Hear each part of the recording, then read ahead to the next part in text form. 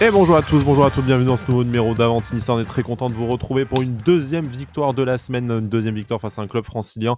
Cette fois, c'est le Paris Saint-Germain qui est tombé à l'Alliance Riviera. Une très bonne série de l'OGC Nice face au PSG cette saison, une deuxième place récupérée, un match, peut-être le plus beau match de l'ère Galtier. On va bien entendu en débattre, on va revenir là-dessus.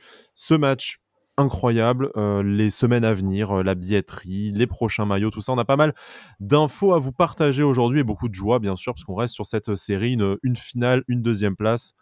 Que demander de mieux en ce moment, j'ai envie de dire. Les émissions de thérapie semblent très très loin, même si on le verra également en fin d'émission. Le calendrier qui s'annonce est bouillant. Pour parler de tout ça, j'ai le plaisir d'accueillir avec moi Romain. Salut Romain, comment ça va? Bonjour à tous, ça fait plaisir, hein, ça fait plaisir de se retrouver avec une victoire. Donc après Sky, hein, on le sait, hein, je l'avais annoncé, je me trompe De rarement. suite. Donc bon, c'est juste une petite surprise pour moi, mais bon, là je plaisante. Non, ça fait super plaisir de se retrouver après une belle victoire. On a Guillaume également, et Guillaume qui en plus a fait son grand retour sur Twitter entre-temps. Donc l'émission, il était passé nous faire un coucou ces dernières semaines quand même. Mais bon retour sur Twitter et bienvenue dans l'émission. Guillaume, comment ça va? Salut, ça va? Nickel. Très heureux d'être là avec vous après ce très très beau week-end de foot et cette fin de saison palpitante qui s'annonce. Que des belles choses, quoi. Alors, je ne veux pas balancer, mais certaines personnes, beaucoup de personnes se sont réjouies de ton retour sur Twitter, mais certaines personnes se sont dit: «Merde, ça allait quand même beaucoup mieux depuis qu'il était parti». Donc, Bon, il y on en a va une voir seule. dans les on Il y en va a voir une dans les seule qui a dit prochaines ça. semaines. Écoute, en public, il n'y a qu'une seule personne qui a dit ça, mais après, Ouais. non. Oui, c'est Voilà, vrai. bref. Non, blague à part, on est content de te retrouver parmi nous dans notre communauté, de te retrouver dans l'émission, comme tu es toujours le bienvenu. Je vais vous proposer, messieurs, avant de parler de ce magnifique match face au Paris Saint-Germain, où je pense qu'il y a plein de choses à dire, même si certains ici commencent déjà à affûter un peu leur bastos pour certains joueurs, mais on en reparlera juste après.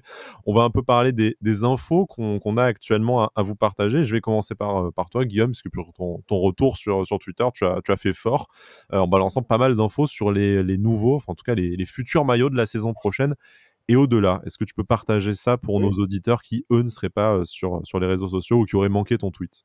oui, bien sûr. Bah alors la saison prochaine, dernière saison avec Macron, parce qu'on dit Macron, visiblement. C'est Donc l'accent dernière, italien. ouais, ça doit être ça. Ouais. Donc dernière saison pour Macron la saison prochaine, et on va enquiller derrière avec le coq sportif, qui deviendra à 99,999% le nouvel équipementier du club. Et la saison prochaine, bah écoute, ça va faire plaisir à beaucoup de monde. Retour du short noir, enfin, puisque Enfin, oui, ça c'est une bonne idée. c'est Ouais, ça vraiment c'est bien. décrié. Le maillot en lui-même, il y aura des rayures rouges et noires, mais je pense que certains ne seront pas contents parce qu'il y a des petites gourgandises, on va dire. Un peu comme on avait eu le fondu il y a l'année dernière, Je du coup. laisserai la surprise aux gens. D'accord, très bien. Ils découvriront ça. Bon, l'extérieur, ultra classique, hein. Rien de nouveau dans le blanc avec petit rappel de nos couleurs rouge et noir. Et le sœur de la grande nouveauté, puisqu'il est bicolore et des couleurs que moi, j'ai jamais vu porter au club. Ok. Donc, Tant que c'est pas jaune devant, marron derrière, écoute, on devrait pouvoir, pouvoir survivre avec. Mais bon, ouais, est-ce bon, que sans que tu te prononces sur les couleurs, est-ce que ça y est, on a cédé à la mode des maillots fluo pour non, attirer non, un non, nouveau public? Non, d'accord. non. Enfin, après, j'ai pas vu le rendu en vrai, hein, mais Mais c'est pas on fluo. t'a pas dit que c'était jaune Non, stabilo, non, quoi, c'est déjà. pas Donc, fluo. Non, non, c'est d'accord. pas fluo. Je les ai vus, hein, je les ai vus les maillots, mais j'ai pas vu. Non, il n'y a pas de fluo. Ok, très bien. Bon, on n'a plus qu'à essayer de t'enfermer dans une cave pour soutirer plus d'informations, mais je laisse ce soin à nos auditeurs, nos auditrices, si c'est dans leur délire. On va également un peu parler de la billetterie pour la finale, puisque vous êtes nombreux et nombreuses à vous affoler, d'autres qui ont un peu prévu déjà leur week-end. Bon, il y a eu ce vrai faux semblant sur la date. Finalement, la finale est avancée au samedi, du coup au 7 mai. Certains avaient été un peu trop rapides dans la réservation ou un peu trop dans un timing un peu trop serré. Donc, ils ont dû faire face à des frais d'annulation. Bon, c'est dommage, surtout que les billets, que ce soit de train ou d'avion, coûtent extrêmement cher. Week-end du 8 mai oblige, grosse demande de tous les Niçois aussi pour monter à Paris également pour cette finale. Donc, ça devient très compliqué. Le club y travaille en tout cas au maximum à faire des packs de transport, soit en train, soit en bus. Cela reste à définir pour la finale. Maintenant, reste en attente de pas mal d'informations de la 3F, notamment sur ce qui est du nombre de places allouées très exactement. Donc c'est pour ça qu'il n'y a pas de réponse tout de suite. C'est pas que le club n'y travaille pas, bien au contraire, ils ont un peu la tête sous l'eau pour prévoir ça le plus rapidement possible, mais il faudra vraisemblablement encore un peu de patience. On vous rappelle, une priorité pour les abonnés, une priorité ensuite pour ceux qui souhaiteraient s'abonner pour la saison prochaine, et s'il en reste des places pour le grand public à la fin. Romain, je t'entends rigoler, c'est vrai que bon, c'est un peu l'hystérie générale, et bon, nous-mêmes, on a du mal à contenir notre impatience. Donc, il y a différentes stratégies. Je sais que toi, tu as déjà réservé ton week-end. D'autres, Bada, par exemple, déjà pris. Voilà. Bon, je suis le seul à pas avoir réservé son week-end et à prendre parti de dire le club va me trouver une solution clé en main. Voilà. Bon, écoutez, ils vont te dire de monter en J9. Voilà, je penserai à vous depuis Nice, si vous êtes tous au Stade de France, je vous m'enverrai un selfie, mais voilà. Bref, pour ceux qui n'auraient pas encore booké leur week-end, le club y travaille. Il n'y aura vraisemblablement pas de logement, par contre, dans les solutions proposées par le club. Donc, si vous voulez vous faire la teuf tout le week-end comme Romain, par exemple, prévoyez d'ores et déjà de votre côté. Et si vous vous sentez de faire l'aller-retour dans la nuit, là, le club devrait prochainement, sans date à vous communiquer, revenir vers vous si vous êtes abonné, notamment avec une solution. Si vous êtes grand public, sachez qu'il y aura quand même malgré tout une énorme quantité de places qui sera disponible pour les non-alignés, on va dire, ni nantais, ni niçois. Donc il y aura malgré tout, je pense, des solutions, à voir si les abonnés aussi auront une deuxième place. Ça dépendra de ce qui reste. C'est pas impossible que tout le monde n'y ait pas droit non plus. Donc voilà, soyez à l'affût. De toute façon, le club communiquera dès que possible là-dessus. Bon, messieurs, vous avez été prévoyants de votre côté. En tout cas, tout est calé. Vous attendez juste que le sésame tombe et tout le reste est calé. Exactement, tout est calé. Exactement. Moi, j'ai tout pris aussi. Bon, il manque juste le Airbnb, parce que je sais pas exactement à combien on monte. Mais sinon. Ah ouais, c'est de la grosse stuff. Ça va louer la villa à Paris, quoi, directement. Ah non, ouais, mais non, mais j'ai déjà vu un hôtel, donc je donne pas le nom parce que j'ai pas envie qu'on me le prenne. Il y a un hôtel, il fait carrément privatisation. Il privatise un étage avec 6 chambres. Et je pense qu'on va faire un truc comme ça, après chacun a sa chambre et tout. Enfin bref, voilà, on s'organise. On pourrait faire un hôtel petit à petit. Avanti-Nissa, on demande à Bada de privatiser un étage pour toute sa famille, et puis ainsi de suite, tu vois. Brice ramène toute l'équipe de Sports Content, et on fait de l'hôtel Sports Content. À creuser comme idée. Bon, on verra bien entendu, nous, en fonction de où nous sommes et de comment se déroule la soirée, le week-end, différents événements. En tout cas, Brice travaille très très fort pour qu'on fasse vivre cette finale le plus intensément possible pour ceux qui n'auront pas la chance d'y être. Donc voilà, on reviendra également vers vous dès qu'on le peut. Messieurs, je crois qu'on a dit un peu tout ce qu'il y avait en extra Nice PSG à vous communiquer, sauf erreur de ma part. Donc je vous propose de commencer directement à parler de ce match. Un magnifique match. Ça, en tout cas, c'est mon avis. C'est comme ça que je l'ai vécu, sûrement avec le biais d'un supporter, parce que quand j'ai regardé les comptes rendus de la presse le soir même et le lendemain, en fait, j'ai appris que ça avait été un match horriblement chiant et que c'était Paris qui avait perdu. Ah, c'est tombé. On pourrait refaire un numéro sur la presse. On va pas revenir là-dessus parce que on a quand même beaucoup parlé ces dernières semaines. Mais première impression de votre côté, messieurs, est-ce que vous avez vraiment eu l'impression que c'est Paris qui a déjoué, ou est-ce qu'on peut aussi féliciter Nice pour le match accompli, avant qu'on revienne bien entendu dans les détails à ce sujet? Paris a déjoué grâce à Nice surtout. Parce que moi, en rentrant du stade, je fais partie de ces gagas qui se sont matés le replay. C'est-à-dire que je me suis fait le match au stade et en rentrant, je l'ai regardé à la télé. Et clairement, je trouve que les notes sont scandaleuses. Tu bats Paris, t'as pas un joueur dans l'équipe de la journée. Et surtout, c'est Nice qui a fait déjouer Paris, quoi. Ça a pressé haut, t'as un bloc qui montait en équipe et qui descendait en équipe. C'était une machine super bien huilée. Donc je comprends vraiment pas. C'est sorti dans la presse, les notes dans Nice Matin, dans l'équipe, c'est pour moi incompréhensible. Romain, c'est le match le plus accompli de Nice face au PSG cette saison, parce que c'est quand même le 3e, c'est la première victoire dans le temps réglementaire, mais on a vraiment l'impression qu'il y a eu aussi, niveau qualité, quelque chose s'est fait crescendo. Il y a cette qualification tout d'abord, voilà, où tu grattes, les matchs au parc où tu grattes un 0-0 vraiment, une fois avec une occasion de Dolberg, une fois avec une grosse solidité défensive, et là, tu as réussi à proposer autre chose, et c'est notamment ce que Christophe Galtier avait dit en avant-match, que c'était bien ces 2-0-0, mais que pour les battre, il allait falloir marquer, c'est chose faite, et proposer autre chose offensivement. Bah ouais, parce que moi, je suis pas du tout d'accord avec la presse, hein, comme le dit Guillaume. J'ai trouvé que justement, on avait proposé du jeu. On les a fait déjouer, mais comme on les a fait déjouer au parc, hein, aussi, parce que malgré que ça a été plus des matchs fermés, mais on les a quand même fait déjouer parce qu'ils n'ont pas réussi à nous en planter un.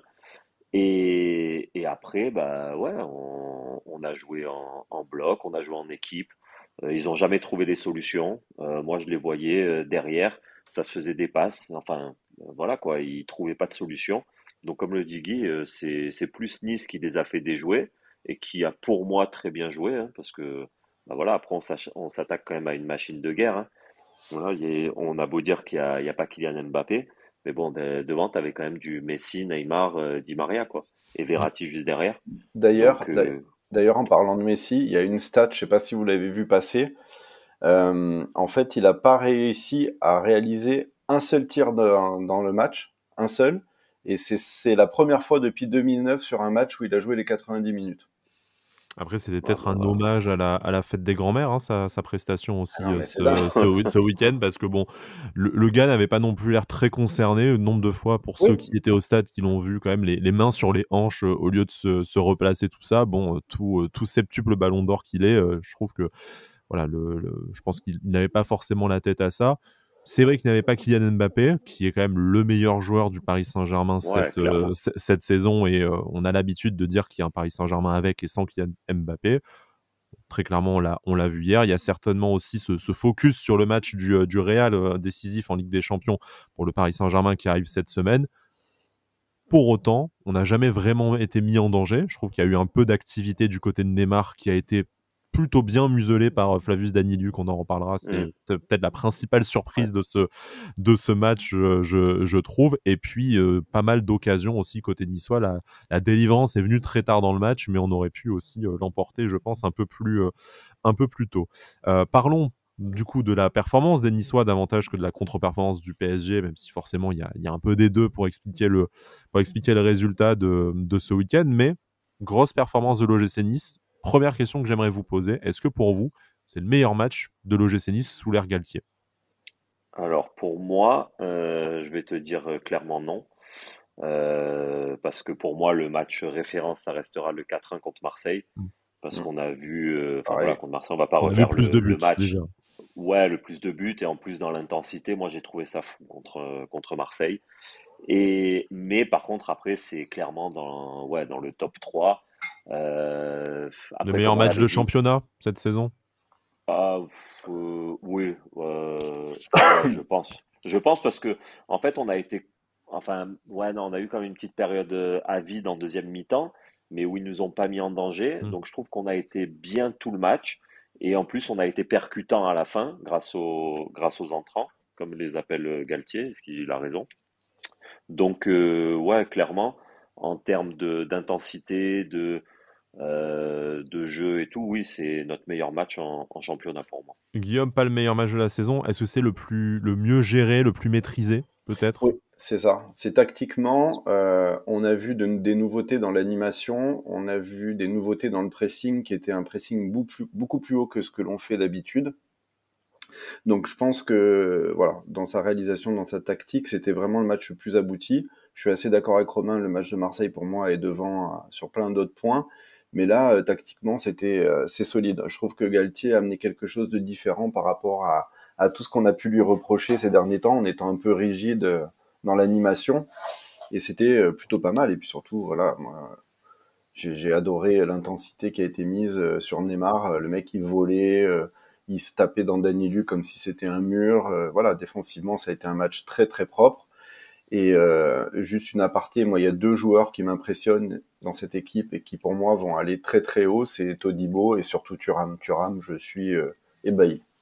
Kefren Turam, l'aiglon du match, sans trop de surprise. Effectivement, encore une fois, au coup d'envoi, positionné dans cette espèce de poste un peu hybride où il vient parfois dépanner sur le côté davantage que dans l'axe. Il s'y exprime tout aussi bien. On a l'impression qu'en fait, ce qui a changé chez Khéphren Thuram cette saison, parce qu'on avait déjà vu des prémices de son talent, il a alterné le bon et le moyen, mais là, il est vraiment sur un niveau continu et stratosphérique.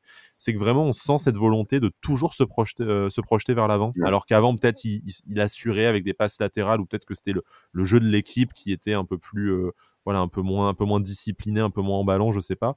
Mais là, vraiment, cette volonté de toujours aller vers l'avant. Et là, on l'a vu, en fait, pendant les 80 minutes qu'il a passé sur le terrain, on l'a vu, mais sans cesse remonter des ballons, aller chercher les attaquants, donner un coup de main, que ce soit sur le premier rideau défensif à gauche, dans l'axe à la construction du jeu. Vraiment, on a vu une activité en plus complètement folle, je trouve. C'est le seul à casser les lignes depuis le milieu. C'est vraiment, je l'ai dit, impressionné. Je sais pas ce que t'en penses, Romain, mais Ah, mais moi j'ai même l'impression que là, on tourne autour d'un schéma tactique où tu mets clairement Thuram en lumière et c'est lui qui t'apporte ce surnombre en attaque, mm, sa présence dans les phases défensives. Donc j'ai vraiment l'impression qu'on a mis en place un schéma tactique pour Thuram, enfin en tout cas pour que lui soit brille. ce point fort du 11, quoi. Mm. Dire qu'on s'est matrixé le cerveau sur qui serait l'ailier gauche au mercato d'hiver pour qu'en fait, au final, ce soit Khéphren Thuram, c'est quand même Ouais, assez c'est exceptionnel. Bon, on va pas s'en plaindre, hein, Donc il joue naturellement, pas vu comme un le. ailier, hein. Il Voilà, et joue qui, ailier, mais il joue pas comme un ailier en plus. effectivement, qui joue dans cette espèce Hmm. de rôle un peu comme Boudaoui de l'autre côté, de faux milieu excentré, encore que je pense que Boudaoui mord un peu plus la ligne que ce que le fait Khéphren Thuram Ouais, clairement, ouais. depuis Hmm. de ce qu'on voit, en tout cas depuis le début de l'année. Donc forcément, c'est Khéphren Thuram qui récolte tous les suffrages, hein, après son énorme performance. Guillaume, tu parlais de Jean-Claire Todibo aussi, bah, encore une fois, monstrueux face au Paris Saint-Germain. C'est la troisième fois cette saison. On va forcément mettre aussi Dante dans le lot qui a dignement fêté sa prolongation jusqu'à 2023. Bah, Ouais. surtout, ce que je voudrais dire sur Todibo, après je laisserai parler Romain, c'est que plus je le regarde et plus je me dis, parce qu'on dit oui, Todibo est bon grâce à Dante, mais je me rends compte aussi que Todibo rend Dante meilleur à son âge, c'est-à-dire qu'il le couvre sur la vitesse, sur plein de points où Dante pourrait être en souffrance, et en fait, lui aussi rend Dante meilleur, je pense. Hmm. Moi, je suis d'accord avec toi. Et après, dans ces matchs, j'ai même l'impression que Todibo, il a pris, mais grave de maturité, quoi. Quand tu Ouais. regardes les premiers matchs où il était un peu foufou, où il tentait des fois un petit dribble en plein milieu, Ouais. enfin au centre du terrain, Mm. enfin tu vois. C'est depuis Mais qu'il a là, coupé les tresses, ça. ouais, mais ouais, grave. Mais j'ai l'impression vraiment qu'il a gagné en maturité et je sais pas, enfin, j'ai plus l'impression de voir un joueur il a quel âge? 22 ans, je crois, 22, Hmm. ou un truc comme ça. Mais j'ai plus l'impression de voir un joueur de 22 ans comme les premiers matchs qu'on a vus, dans ses passes, dans son placement, dans sa rigueur défensive et tout. Bah, je sais pas, je trouve vraiment qu'on est en train de voir un nouveau joueur, quoi. Et, Et pendant et ce que temps, du du bon. côté de l'OM, William Saliba coule à pic au Exactement. printemps, bizarrement comme l'année dernière. C'est dingue, hein, ça. Ouais, ouais. Les choses se répètent pour ceux qui étaient déjà à l'observer l'année dernière. Bref, Thuram, Todibo, c'est vraiment, je pense, deux des meilleurs joueurs. Bon, on est nombreux, enfin, il y a nombreux joueurs qui ont fait le taf, je pense quasiment tous, même si Guillaume n'est pas tout à fait d'accord, mais quasiment tous l'ont fait ce week-end. Mais pour finir sur ces deux joueurs-là, on sait qu'il y a une trêve internationale qui arrive à la fin du mois de mars. Christophe Galtier a souvent été interrogé à ce sujet en disant que, notamment avec le manque de matchs en Coupe d'Europe, enfin de référence au plus haut niveau, référence européenne, ça allait être difficile pour eux d'être visible du sélectionneur et d'être sélectionné, en tout cas appelé en équipe de France. Là, ils sortent une nouvelle grosse performance face à une équipe de calibre européen. Est-ce que pour vous, ces deux joueurs peuvent prétendre, peut-être pas à une sélection dans les 23, alors peut-être que vous allez me dire que oui, au moins une présélection et une pré-convocation, parce qu'on sait que Didier Deschamps voilà, a été régulièrement amené à venir à l'Alliance Riviera ces derniers temps et à observer ses joueurs. Est-ce qu'on n'approche pas d'une première sélection pour certains joueurs de notre effectif? Après, moi, je pense que le plus proche, ça reste Gouiri. Oui. Pour Todibo, d'après moi, hein, d'après moi, ouais, il lui faudra des matchs en Coupe d'Europe parce que quand tu vois l'armada qu'on a en défense centrale, Ouais. et ça joue que dans des grands clubs, hein, dans des grands Mhm. clubs qui jouent la Coupe d'Europe et tout. Donc malheureusement, Todibo, ça va être plus dur. Après, un mec comme Thuram, franchement, j'y crois aussi parce que il a déjà pris Kamavinga. Ouais, Rennes, ils avaient fait une petite épopée en Europe, mais bon. Voilà, il donne confiance aux jeunes. Et au milieu de terrain, je pense il y a peut-être moyen de sortir son épingle du jeu. Bah, je pense exactement pareil. Je pense que Todibo, il est encore pas, il est encore assez loin, je veux dire, de la Ouais, sélection A parce qu'il y a vraiment du matos et des mecs qui sont jeunes et qui ont une belle expérience devant lui. Mais ce qui veut pas dire qu'il y arrivera pas à terme, hein, attention. Mais je sais que, bah, d'ailleurs, les dernières rumeurs qui disaient que Stéphane observait, il venait observer Thuram et Gouiri, hein, pas Hmm. Todibo. Donc, je pense que c'est Gouiri qui est le plus proche, mais vraiment, ouais, voilà, ouais. lui, c'est vraiment à deux doigts. À un gros degré moindre, je pense que Thuram, sur un malentendu, il a sa place qui peut être prise en considération. Et Todibo, je pense qu'il en est encore, malheureusement, loin. Hmm, Alors ouais. peut-être une ou deux pré-convocations dans le groupe élargi, au moins pour Oui, Amine Gouiri et peut-être pour Kefren Turam en fonction des blessures aussi peut-être qui auront lieu ouais, d'ici là dans les habitués du groupe France. ouais. OK, on va Ouais, surveiller ça pardon, de près. On sait que Didier Deschamps, malgré son coming out de supporter de l'OGC Nice, hein, à l'occasion de ses vœux de nouvelle année, bon, n'a pas été trop habitué à appeler des joueurs du gym, malgré les bonnes saisons et les différents classements obtenus par l'OGC Nice. Là, les deuxièmes de Ligue 1, je pense qu'en général, voilà, il y a eu toujours des sélectionnés dans les clubs très bien classés, ouais, sauf à ça fait Nice, écho quand même. Hmm. bizarrement. Donc on verra. On verra, écoutez, on suivra ça en tout cas. Après, si on peut garder nos joueurs et éviter qu'ils se blessent dans un match foireux avec l'équipe de France, on est aussi preneur pour la fin de saison, effectivement. Voilà, bon, Todibo Dante, c'est un grand classique, je voulais quand même en parler parce que effectivement, très très grosse performance de ces deux joueurs-là. Walter Benitez n'a pas vraiment eu à s'employer au final, une soirée Ouais, assez étonnamment, une soirée face, assez tranquille pour lui. ouais, mais face à Di Maria, il fait l'arrêt qu'il faut, hein. Il fait Parce que là, l'arrêt qu'il faut tout c'est de plus le même suite, match, hein, derrière. effectivement, mais en fait, Ouais, c'est l'unique intervention réelle qu'il a à C'est tout faire. ce qu'on lui demande. S'il en a une à sortir, qu'il la sorte. Ouais. bah, je pense il en a peut-être eu un peu marre de se prendre des piquets de Di Maria. Ouais. Parce Ouais, que de ça mémoire, s'est hein, je crois qu'il senti, s'en hein. prend. Ouais, je pense qu'il s'en prend deux ou trois quand même depuis qu'il est à Nice. Et je pense que là, bah, après tu le voyais venir à 10 000, hein, c'est sa spéciale un peu à Di Ouais. Maria. Mais après, il fait un super arrêt, quoi. Mm, mm, mm. Il se couche pas. Mm, Enfin Et au voilà, il moment reste où bien ça peut sur te ses tuer le appuis. match, comme dit Guillaume en Ah, plus, hein. ah bah là, totalement, ouais. Donc, mm. ouais, je pense qu'à force de lui faire des piquets, le Di Maria, Benitez, il a dû se dire, ouais, vas-y, mon coco, vas-y, tu vas arrêter de me prendre pour un con à chaque fois, là. Donc, non, non, il a fait l'arrêt qu'il fallait au bon moment, franchement, euh, zéro souci. Et ben d'ailleurs, on a parlé de Kefren Turam et d'Amine Gouiri, qui seraient proches du groupe France d'après juste notre avis, ce n'est absolument pas une info. Et Walter Benitez, du coup, maintenant qu'il a son passeport français, mystérieusement jamais appelé du côté de l'Argentine, ce qui serait quand même, je pense, la décision la plus logique, ou en plus, je pense qu'il aurait vraiment la possibilité de s'installer, ou en tout cas de gagner du temps de jeu. Du côté de l'équipe de France, ce serait au mieux une place de numéro 3, a priori, qui pourrait lui être offerte. Qu'est-ce que vous en pensez? Est-ce que Walter Benitez montre de quoi prétendre à une place de numéro 3, même si on sait qu'il y a assez peu de chances qu'il soit appelé par Didier Deschamps pour les raisons précédemment citées et probablement d'autres? J'y crois pas, moi. Moi, j'y crois pas à Benitez en équipe de France, hein. Je pense que s'il y a une surprise en numéro 3, ce sera Lafont. Mais Ouais, je pense, ouais. je vois pas du tout Benitez en équipe de France. Ouais, moi non Pour plus, une raison malheureusement. sportive ou Un peu des deux. Même si là, il a eu un petit coup de moins bien cette saison, il revient pas mal. Mais je pense qu'il manque de.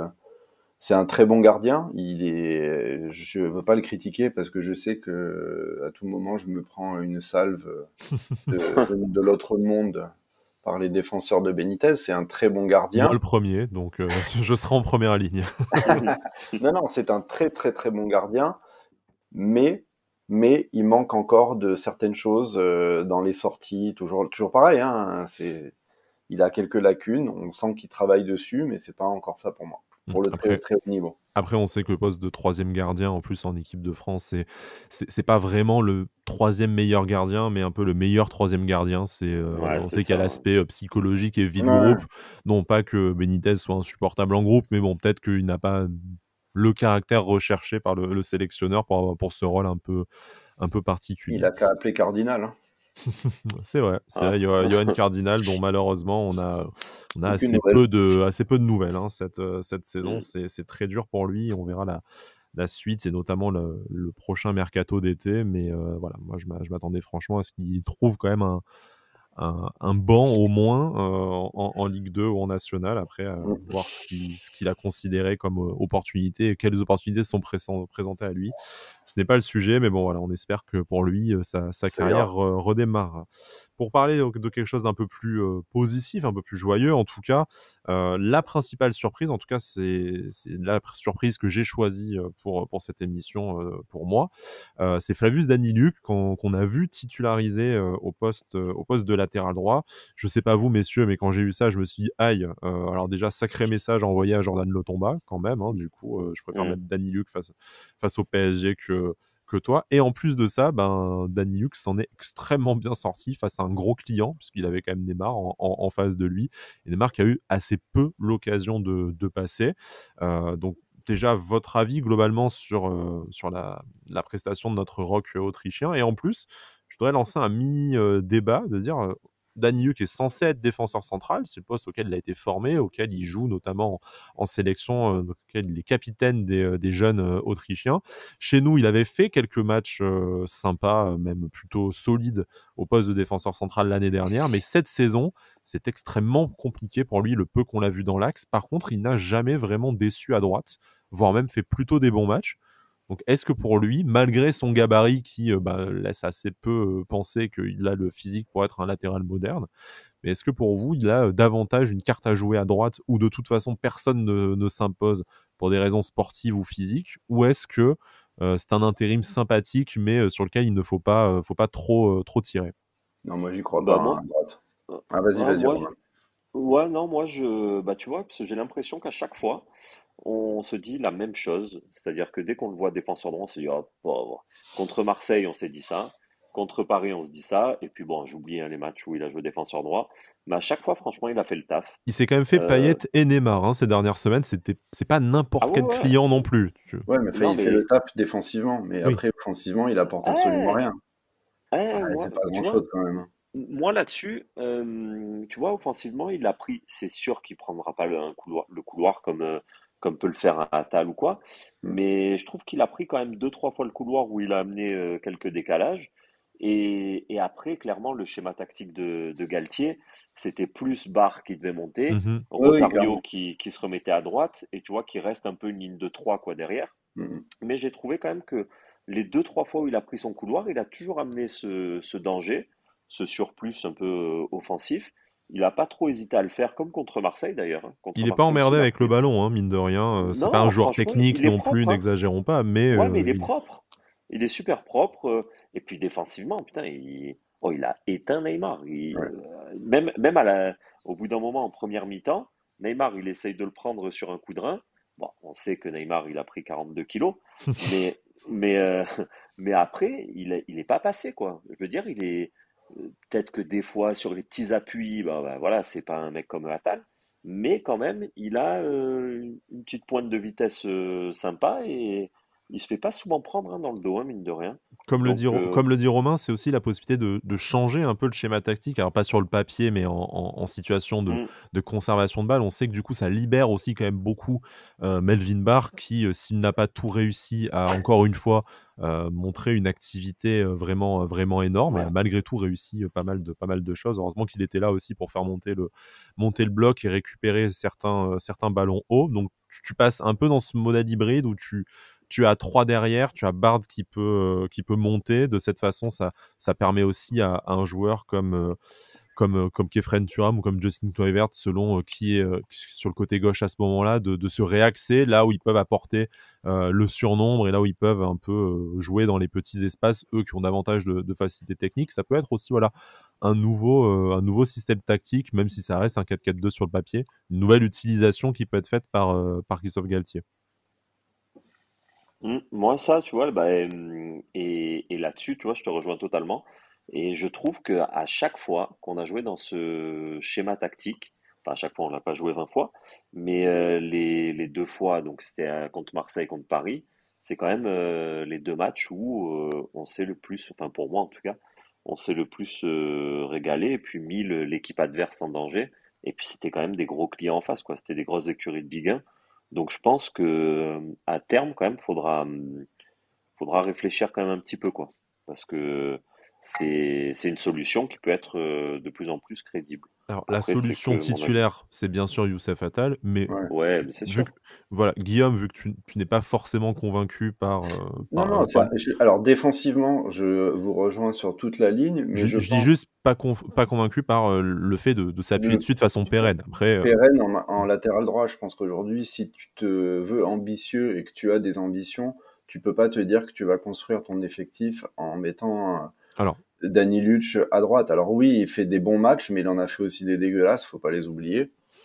à Mais droite, pas tant que ça, hein. Enfin, il a souffert des fois, hein. Il a souffert à droite, hein. Des fois, quand il a eu un mec un peu qui s'est pas laissé prendre défensivement comme Neymar hier soir, et un il peut peu plus avoir du mal. rapide que Payet, forcément. Ouais, quand t'as un mec qui te prend par vitesse, hein, je sais pas moi, un Toko Ekambi ou un Mm. truc comme ça, je pense qu'il aura beaucoup plus de mal, voilà, à exister. Après, c'est mon avis, hein, mais c'est vrai que dans le schéma et l'animation défensive contre Paris, c'était top.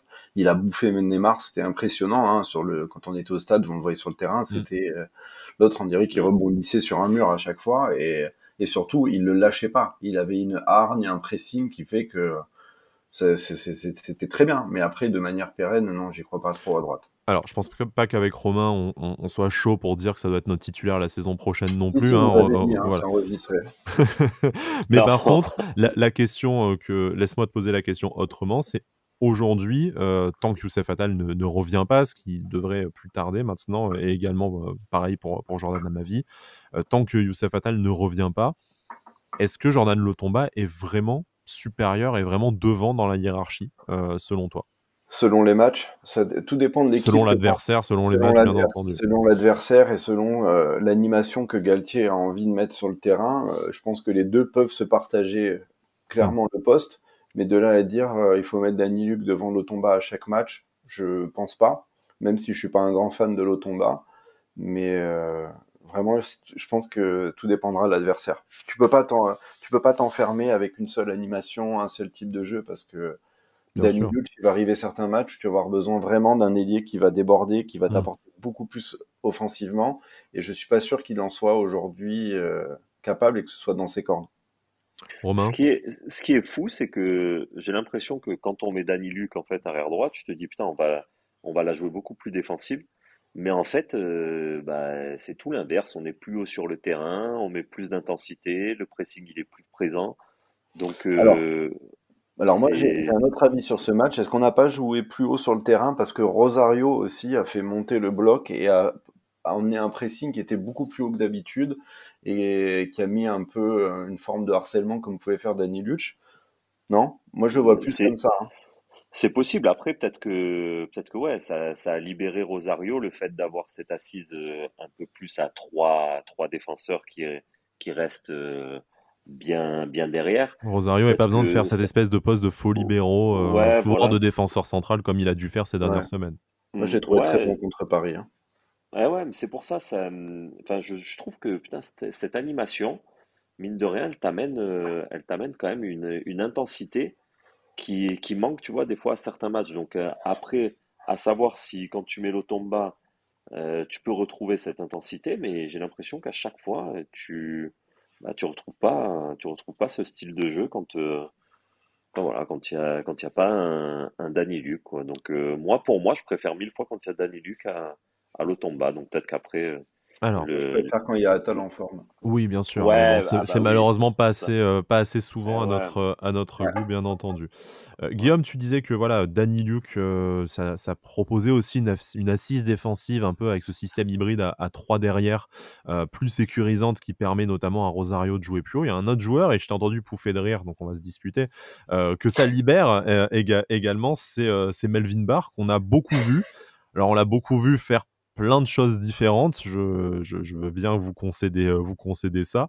Mais on a beaucoup vu Melvin Barr. On a vu une activité vraiment impressionnante. On peut lui reconnaître qu'il n'avait pas non plus n'importe quel client en face de lui avec le Paris Saint-Germain. Mais je vais un peu me faire l'avocat du diable. Je ne trouve pas que Melvin Barr soit vraiment en dessous du niveau du reste de l'équipe. Et le match avançant, il y a peut-être aussi cette difficulté à rentrer dans le match qui est récurrente chez Melvin Barr, mais le match avançant, moi j'ai vraiment trouvé qu'il a de plus en plus pris la mesure de son couloir, il est de plus en plus monté, il n'hésitait pas à faire beaucoup de contre-pressing, récupérer des ballons très hauts, et je trouve que ça fait partie des 2-3 joueurs qui nous ont permis de passer une fin de match plus sécurisante et à la fois plus ambitieuse aussi, puisque voilà, il s'est pas juste contenté de bloquer son couloir de manière défensive, il a vraiment participé à la remontée du ballon et remontée du bloc. Ouais, grosse activité, je suis entièrement d'accord. Il se ménage pas, il s'économise pas, donc grosse activité, ça fait du bien dans une équipe. Mais pour moi, ça reste beaucoup trop moyen. Comme tu disais, c'était Barre qui était amené à monter. Enfin, la qualité de centre, c'est juste catastrophique parce que il en a bouffé un paquet des centrières qui auraient pu être dangereux s'ils avaient été bien dosés, bien calibrés. Donc, alors, c'est sa première saison quasiment en tant que titulaire avec les blessures d'Amavi et voilà. Mais pour moi, ça reste encore. Et alors, je veux que ce soit pris de manière relative parce que ça fait longtemps on s'est bouffé des cadavres pas possibles à ces postes-là et que c'est largement au-dessus des camarades et de tout ce qu'on a eu. Mais par rapport à l'ambition du club et à ce qui devrait arriver par la suite, pour moi, ça reste encore un poil moyen. Et il y a beaucoup de déchets quand même. C'est quand même le meilleur latéral gauche depuis Dalbert. Oui, Ouais. Comment le présenter de façon très positive, tu sais? bah, non, mais c'est vrai. Enfin, je sais pas si vous êtes d'accord avec moi. On fait la fine bouche parce qu'il est quand même meilleur que tout ce qu'on a pu Mmh. bouffer, mais il a quand même beaucoup de déchets et c'est dommageable Ce pour qui le. n'est pas choquant pour une première véritable saison en Ligue 1 Oui, bien Ouais, sûr. c'est ce pour que lui j'allais non dire. plus. Avoir la saison prochaine. Là, je Mm. parle au Nantais, hein, je juge ses prestations maintenant. C'est comme Mais les gens c'était qui, l'intérêt de lui adjoindre un joueur plus exactement, expérimenté et comme les gens international comme Jordan comme les, Amavi. comme les gens qui ont jugé Stengs jusqu'à présent en lui crachant Non, non, non, dessus et non, tout, ne spoil pas, ne et qui spoil vont pas. pas On va y tarder à venir à retourner leur Calvin veste. Stengs. Laisse-moi ce plaisir, on va y venir dans pas très longtemps. Romain, du coup, pardon, on t'a coupé sur Melvin Barr et sur Jordan Amavi notamment. Je pense aussi, tu ne vas pas manquer de rappeler que toi, tu y as toujours cru. À Jordan? Oui, à Jordan, bien sûr. Ouais, d'ailleurs, je crois que c'est toujours ma photo hein, sur Oui, Twitter, c'est vrai, c'est vrai. ce bon Jordan. Mais non, après pour Barr, c'est vrai que, alors moi, ces 10 premières minutes, c'est deux centres totalement gâchés. Franchement, j'ai failli lâcher une petite insulte quand même dans la tribune. Mais en fait, c'est à partir du moment où il a fait un excellent centre sur Rosario, il me semble, qu'il a commencé un peu à se libérer. Donc, est-ce que c'est parce que c'est sa première saison, des matchs à intensité comme ça, il n'en a pas fait énormément avec Lyon l'année dernière, puis il jouait que quelques matchs. Donc, ouais, j'ai souvent il loupe ses débuts de match, mais après, comme tu dis, Sky, c'est voilà, il prend la mesure, il met énormément d'activité, il met énormément de cœur aussi, et je le trouve vraiment pas mauvais, voilà. Mais après, est-ce que ça va suffire les autres années? Moi, je pense que ça dépendra aussi de sa progression, quoi. Ça dépendra Et aussi je de qui tu lui mets dans les pattes, peut-être, et c'est pour ça que, ouais, voilà, j'allais y venir. Mais un mec comme Jordan Amavi, je pense que ça peut lui amener cette grinta et cette concurrence qui peut l'amener à se dépasser et bah, forcément à s'améliorer. Mais voilà, je pense que l'apport d'Amavi, dès qu'il va revenir, va être que bénéfique pour lui. Et voilà. Mais en tout cas, moi, j'ai été plutôt content de son match contre Paris, même de ses dernières sorties qu'il a pu faire ces dernières semaines. avant de finir sur le bonbon du match et sur ce magnifique but où on va tous pouvoir régler nos comptes respectifs les uns avec les autres, je propose qu'on commence à se disputer tout de suite, notamment avec Guillaume, parce qu'on va parler de Kasper Dolberg, du coup. Et je sais qu'on a un avis très différent sur la question, donc c'est Romain qui va arbitrer entre nous. Bah, écoute, question ouverte, qu'avez-vous pensé du match, de la prestation de Kasper Dolberg face au Paris Saint-Germain ce week-end? Aucun appel, il apporte rien. Je trouve qu'il se Ah, cache. mon cœur se brise. Euh, non, non, mais c'est vrai, hein. Franchement, là où j'étais placé en première mi-temps, j'étais quasiment sous le COP parisien et tout. Plus d'une fois, tu vois Kluivert qui s'énerve parce que il fait pas d'appel, que au lieu de prendre la profondeur ou d'aller faire des choses un peu intéressantes devant, bah, il recule, il s'arrête, il vole dans les duels. T'as l'impression qu'il est pas concentré, qu'il est ailleurs. Pourtant, je l'aimais beaucoup jusqu'à présent, mais plus ça va et plus, enfin, c'est rageant, quoi. Moi, je trouve qu'il a été transparent sur ce match, qu'il a rien apporté, aucune solution offensive. Enfin, voilà. Un peu ce que disait du coup Christophe Galtier en conférence de presse d'avant-match où il attend que Kasper Dolberg lui envoie des signaux parce qu'il en a marre de le voir disparaître 20-30 minutes dans le Là, match il les envoie pas, hein. parfois. Romain, Il y a une action, attends, juste une action, je bien reviens sûr. dessus, où Kluivert porte le ballon, tu sens qu'il fait, et en fait, il lève la tête, il y a personne, donc tout de suite, il se fait reprendre parce qu'il peut pas centrer ni rien, et à un moment, il s'énerve, il lui fait des signes à Casper en lui disant, putain, mais fais un appel, bouge, quoi. C'est symptomatique, quoi. Alors, bon, normalement, à la base, j'étais arbitre, hein, donc Sky, normalement, c'était à toi Ouais. de défendre mon Ouais, petit mais Casper. j'ai besoin d'aide là, je Non, pense. Non, non, alors bon, alors, si tu es arbitre, pas de problème, vas- je veux bien me mouiller, mais allez, vas-y. après Kasper Dolberg, est-ce que c'est un joueur avec lequel tu vas jouer en profondeur? Je veux dire, moi, je trouve que c'est quand même un joueur qui est habitué à un jeu de possession, ce qui est compliqué cette saison avec l'OGC Nice, même si on a quand même fait autre chose que mettre le bus face au Paris Saint-Germain ce week-end. Mais c'est un joueur quand même qui est habitué à être beaucoup dans la surface, à un jeu de possession. Tu lui demandes là de de jouer dans des petits espaces, d'être loin du but. On a beaucoup râlé qu'il ne participait pas au jeu, qu'il décrochait tout ça, qu'il évitait les duels depuis quelques mois, notamment depuis le diagnostic de son diabète. Et je pense, voilà, un physique qui petit à petit est retrouvé de son côté-là. Il va quand même au charbon, il se mêle un peu à la mêlée, il prend des coups. C'est pas voilà, c'est pas Andy Delors comme joueur, ils ont des qualités différentes. C'est pas le mec qui va aller au duel jusqu'à mettre à terre le défenseur adverse et pouvoir aller jusqu'au but. C'est pas le jeu de Kasper Dolberg. Moi, je trouve qu'il a quelque chose de très utile dans étirer les lignes, capter l'attention des défenseurs sur lui pour libérer des espaces et que effectivement, je pense aussi qu'il fatigue une défense avant l'entrée du chien fou Andy Delors. Il Bon, fatigue une défense. visiblement, tu n'es pas d'accord. Il Non. te fatigue, toi, beaucoup plus que la Ouais. défense, c'est ça? Bah, là, ok, il prend pas la profondeur, ok, mais le mec, il Sympa est même ça. pas dans la surface, il fait pas d'appel. Avant, on l'a vu faire, tu sais, genre le petit pas en arrière pour se démarquer, mais il était même pas dans la surface. C'est. Après, s'il passe son temps à poireauter dans la surface, on va dire il fout rien, il décroche pas pour Ouais, participer bah, au qu'il jeu. Donc, il essaye, peut pas qu'il faire les deux. essaye. Non, mais qu'il essaye déjà un petit peu, et on verra. Romain, Euh, alors, moi, alors pourtant, j'ai un amour inconditionnel, je le répète toutes les semaines, j'ai l'impression, là, pour je vais me faire Dolberg. enfler. Je sens. T'es en train de Non, me non, non, passer pas la du tout. pommade, là. Non, non, non, non, non, non, parce que non, je suis plus d'accord avec toi qu'avec Guillaume. Mais dans ce que dit Guillaume, il y a du vrai sur le fait que moi, ce qui m'énerve un petit peu, quand même, c'est que tu as l'impression que pendant le match, bah, tu le vois plus. En fait, ouais, bah, je vais pas dire il est invisible parce que sinon ça va faire référence au fantôme. Il est Mais fantomatique, oui. ouais, ouais, mais c'est le mot. En fait, moi, ce qui m'énerve un petit peu, c'est de plus le voir pendant 20-30 minutes et puis bah, à tomber dès le premier contact. T'as- Mais par contre, je, j'ai envie de dire que dans les petits espaces, voilà, il t'amène cette plus-value technique que n'a pas Delors, par contre, et ça ouvre des brèches, tu vois, comme en première mi-temps où il a combiné 2 fois et 2 fois ça s'est conclu par une bonne frappe de Guiri, tu vois. Et l'enroulé, je pense que même Guiri, il aurait pu mieux la mettre. Mais encore une fois, c'est par le biais d'une combinaison avec Dolberg. Et quand tu vois un Delors essayer de faire ses combinaisons, c'est un peu plus difficile. Mais après, Delors, il a d'autres qualités, Delors, comme on vous a disiez. compris. Delors, on a compris, il n'y a que les reprises de volée. Il faut lui mettre des centres pour qu'il fasse des reprises de volée, puisque les 1 contre 1, il n'arrive pas à les mettre. Les actions placées, il n'arrive pas à les mettre. Il a besoin de mettre que des buts de ouf où la balle, elle arrive, il la reprend de l'extérieur de la surface, ou comme la contre Paris, où il va te faire un retour acrobatique, et là, tu sais pas pourquoi, mais le mec, il marque à chaque fois. Mais par contre, Hmm.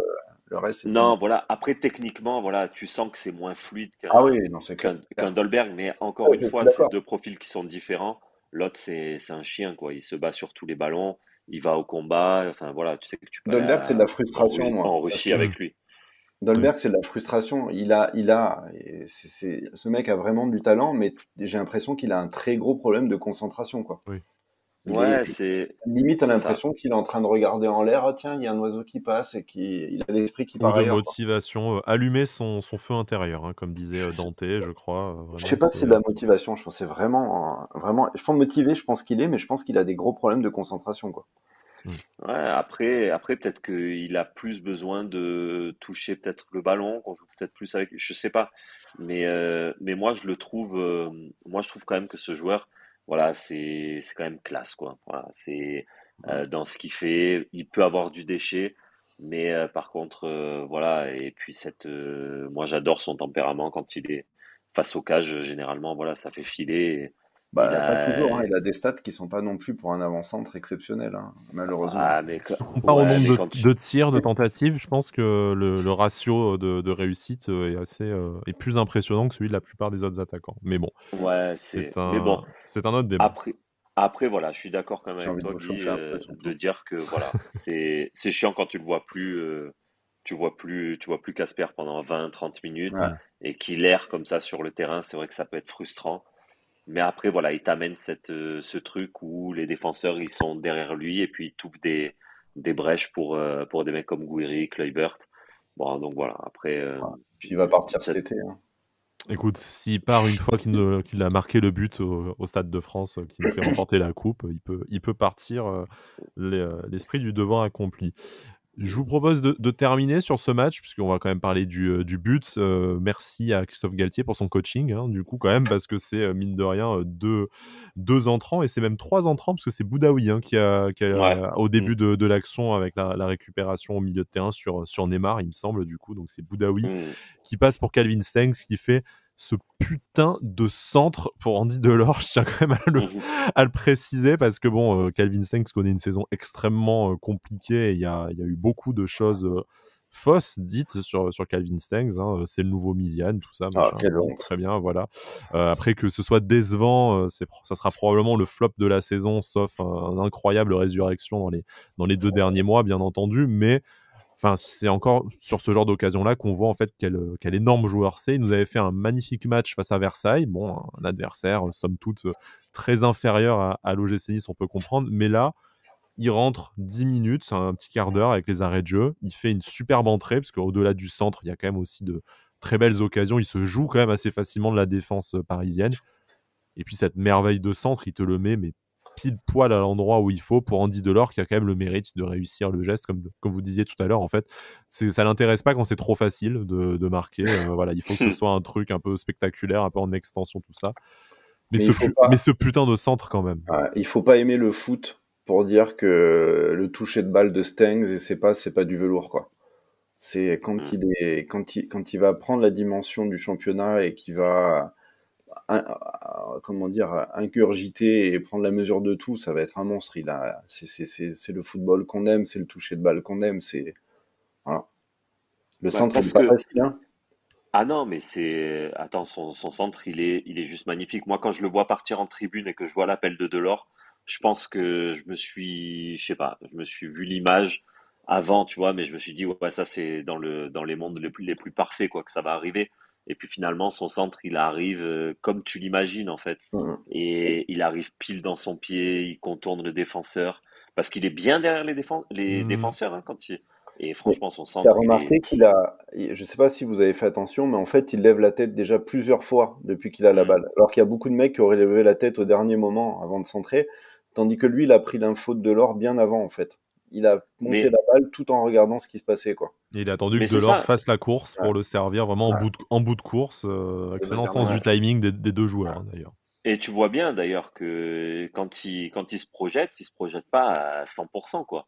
Il est là, Mhm. pas il trottine, mais Il voilà, dose. il est pas au taquet et il attend, et puis après il délivre cette passe qui, Un amour de ouais, ballon. voilà, ouais, ouais, ouais, grave. Après c'est un amour de reprise aussi, hein, parce qu'il faut le dire. Bien sûr. Franchement, avec le rebond juste avant et tout, Ouais. putain, faut la mettre, hein. Ah ben Mais dans 98% des cas, les mecs, ils ont ah le corps en ouais. arrière et la balle, elle part dans les nuages, hein. Mais c'est sûr, mais c'est sûr.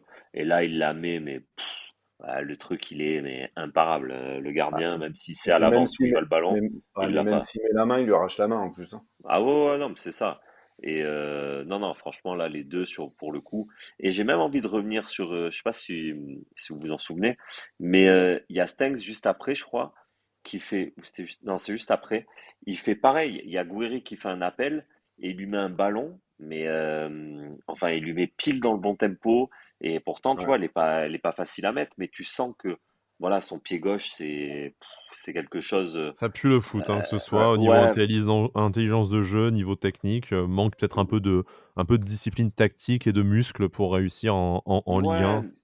mais ouais, mais ça, tu vois, c'est après les joueurs qui ont une technique comme ça, au bout d'un moment, et puis des mecs avec un bon état d'esprit, des mecs qui en veulent et tout, Ouais. au bout d'un moment, ils sont obligés de prendre la température du championnat et de se mettre au diapason.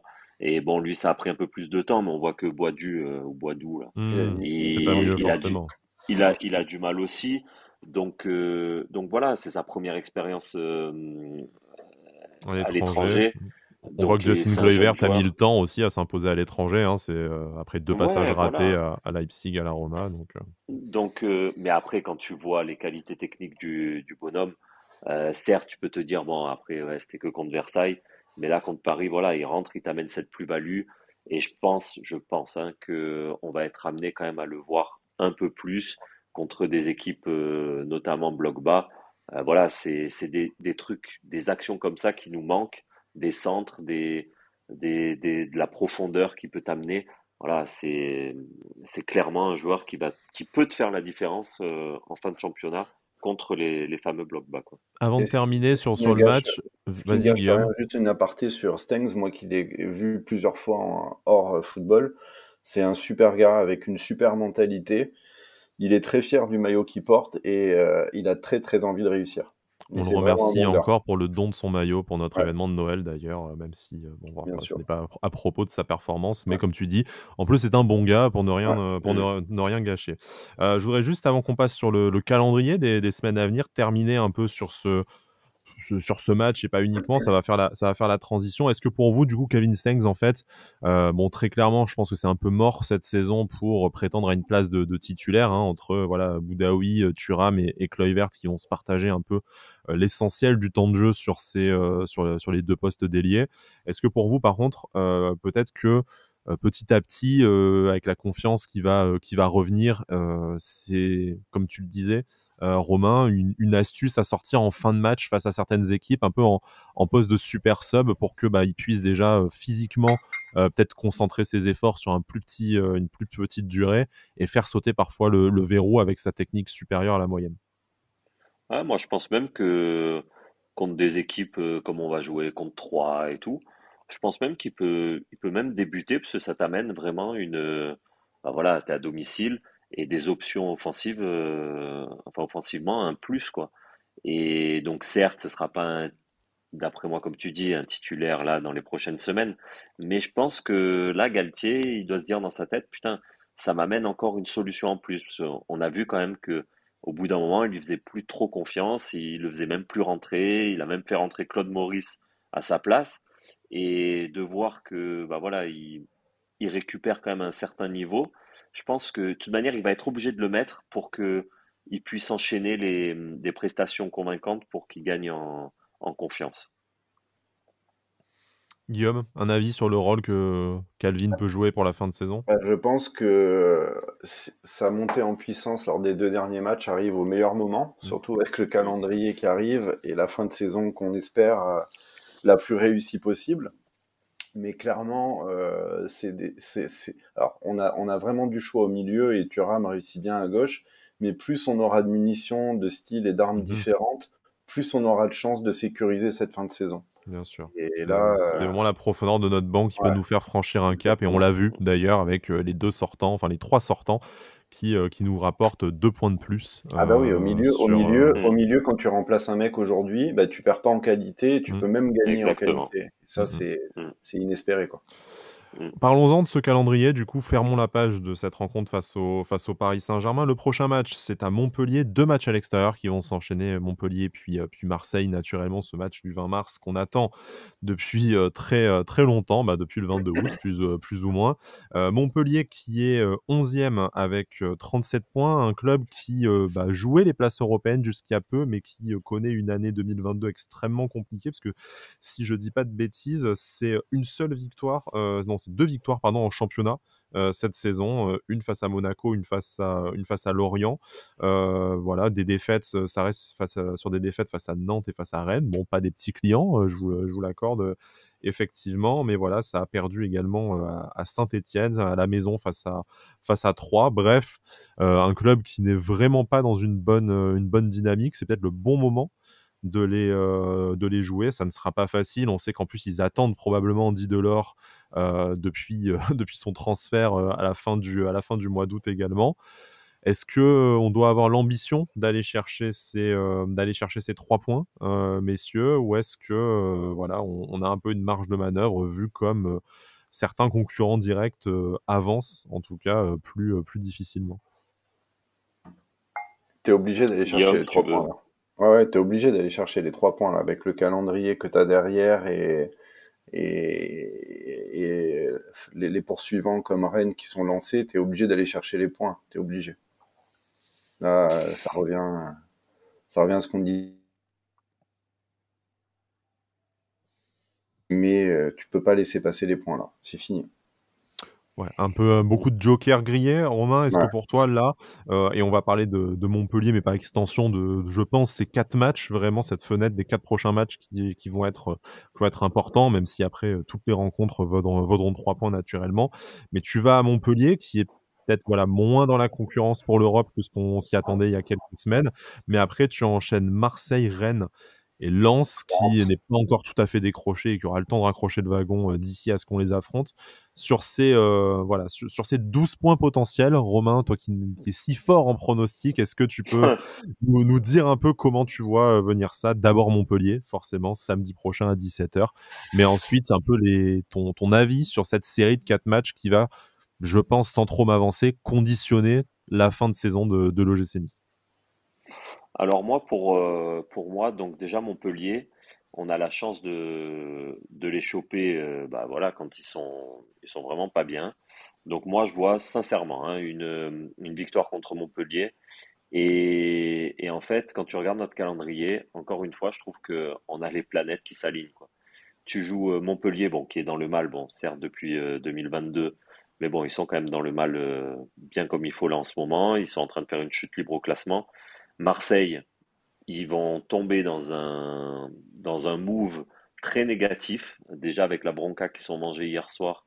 Je pense que c'est que le début et que Marseille, c'est clairement pas un concurrent au podium. Sachant qu'on Je les le dis. joue Non. 3 jours après leur match Ex- retour en Coupe d'Europe, hein, et face à c- Bâle. c'est exactement ça. Et donc c'est pour ça que je parle d'alignement des planètes. Et après, donc tu chopes Rennes à domicile. Pour moi, le match le plus compliqué, ça va être Rennes à domicile, Mmh. Mm. mais et Lens à l'extérieur aussi, c'est toujours compliqué d'aller jouer là-bas. Mais en tout cas, sur les deux prochains matchs, moi je vois un 100%. 6 Pareil. points, d'accord, très Moi, bien. Voilà. pour les poursuivants, pour cette fin de saison, je vois pas Marseille tenir. Je pense qu'ils vont s'écrouler même. Je pense Ouais, que c'est très compliqué pour eux parce qu'ils c'est sont écrit. ultra dépendants de Payet et Payet, on le sait, il a des hauts et quand il a des bas, ben l'équipe va mal et là il est en plein dans un bar et je les vois décrocher. Surtout qu'avec Sampaoli, ça commence à grincer des dents un peu de partout et personne ne comprend vraiment où il veut en venir. Pour moi, l'équipe la plus dangereuse derrière, ça reste Rennes. Mmh. Vraiment. Mm. Offensivement, c'est du lourd. Et là, ils sont lancés et c'est pour moi le vrai concurrent de cette fin de saison, ça sera Rennes. Sachant qu'ils ne sont qu'à 3 points, hein, du Ouais, coup, derrière 4e avec 46 points. Encore engagés en coupe d'Europe. Eux C'est vont pour vont ça, ouais. vont aller sur une sale série de matchs puisque entre les 2 rencontres face à Leicester City, pas n'importe quel client, ils vont à Lyon. Donc du coup, on en saura peut-être aussi, un peu plus pour eux en fonction de s'il y a suite ou non d'aventure en coupe d'Europe et il y a peut-être moyen qu'ils lâchent, des points face à Lyon aussi, le week-end prochain. Donc on verra. À part le match de Rennes ce week-end, en tout cas les planètes se sont alignées. Souvenez-vous messieurs, on flippait un peu de cette possibilité de tomber à la 5e place au terme de la journée. Finalement, c'est Mm. la 2e place, donc c'est un fauteuil beaucoup plus confortable, il faut Ouais. bien l'avouer. C'est bien d'être devant, pour mettre la puis, pression sur ses, puis, sur ses Et, concurrents. ouais. Puis je me et, rappelle, et- il y a pas vas-y. longtemps, pardon, il y a pas longtemps, je râlais en disant, ouais, on a un peu foiré le mercato d'hiver, regarde, on était deuxième tranquille, maintenant on est troisième à 4 points de Marseille et on a repris 6 points à Marseille, quoi. Ouais. Et moi, je vais même dire que on a mis un petit coup derrière la tête de certains Lyonnais, tu vois. Ouais, Parce que les Lyonnais, on sait très bien qu'ils visent encore le podium. Et donc, on a la chance de les avoir toujours à 8 points, il me semble. Ouais, 8 points. Et eux, ils se voyaient déjà revenir à 5 points avant notre confrontation contre Paris. Et de les mettre à 8 points à 11 journées de la fin, parce qu'eux aussi, ils ont un calendrier qui est très, très avantageux pour eux, par contre. Le match face à Rennes va Donc, coûter très très cher pour eux. En cas de victoire e- rennaise, ils seront sûrement largués définitivement pour la course au podium. exactement. ouais, mais Ndombele Exactement. et Fèvre, c'est fort, hein, Mm, mm. comme recrutement. Ça paye Ouais, mais direct. c'est pour ça qu'on a de la chance d'avoir gardé ces 8 points d'avance. Parce que pour Ouais, moi, Lyon et Rennes, Rennes, ça ouais. va être nos principaux concurrents. Pour moi. Messieurs, je vous propose de conclure là-dessus. Un dernier mot pour cette émission? Ou est-ce que Moi, vous j'ai un mot, pensez... moi, j'ai un mot parce qu'en fait, on enchaîne les victoires et j'ai promis d'en parler. C'est grâce à mon neveu. Qu'a-t-il fait? Que des victoires. Il a fait Marseille, Angers, Lyon, Versailles et Paris. Et qu'est-ce qu'on attend Donc, pour payer un abonnement à ce neveu? et t'en fais pas, c'est prévu l'année prochaine. On va lui prendre Labo.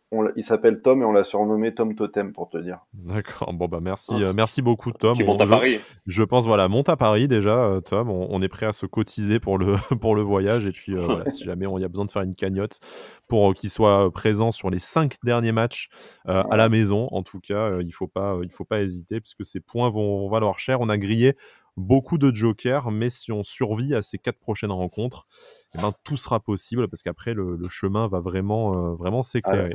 t'as la ligne droite devant toi après, hein. Mm. Messieurs, merci beaucoup de m'avoir accompagné Ah, dans cette euh, émission. Romain, un dernier mot. j'ai, ouais, j'ai 3 mots. Non, un peu plus, Tous 5. à Paris? Non. Je voulais juste faire un gros bisou à tous. Ah, le gros bisou à tous qui n'avaient pas su placer la dernière fois. Bravo. Écoute, j'avais oublié de te présenter comme ça. Tu fais bien de rappeler que tu es Monsieur Bisou dans cette émission. Si jamais on peut organiser un bisou sur le crâne de Brice ou de Bada pour la finale, du coup, au Stade de France. Mais tout le Bien monde, sûr, tous les sup, comme à hein. l'époque Barthez. Voilà. 40 000 personnes qui viennent leur embrasser la tête. Ok, ouais, on va devoir prévoir des lingettes. Écoutez. Bon, bref, messieurs, merci beaucoup de m'avoir accompagné dans cette émission. C'est toujours un plaisir de parler de football et de parler de l'OGC Nice naturellement avec vous. Surtout après une telle semaine, quand même, on a eu des émissions moins délirantes que celle-ci. Mais là, ça fait plaisir de retrouver cette 2e place. Toujours la finale de la Coupe de France en ligne de mire. Et puis, ces 4 rencontres vraiment essentielles à commencer samedi prochain par Montpellier à La Mosson. Merci beaucoup. À la prochaine fois. Et Issa Nissa.